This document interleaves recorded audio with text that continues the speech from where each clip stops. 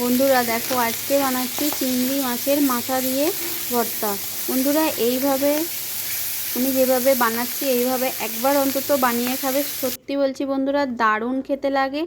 আর দেখো, মাথাগুলোকে ভালো করে ধুয়ে নুন হলুদ মাখিয়ে একটু ভেজে নিয়েছি। ভেজে নিয়ে তুলে নিয়েছি। তুলে নিয়ে ওই তেলের মধ্যে দিয়ে দিলাম গোটা রসুনগুলোকে একটু নাড়াচাড়া করে নিয়েছি। করে নেওয়ার পর দিয়ে দিলাম শুকনো লঙ্কা। শুকনো লঙ্কাটা দিয়ে ভালো করে আবার ভাজা ভাজা করে নেব। তারপর ওর মধ্যে দিয়ে দেব পেঁয়াজ কুচি।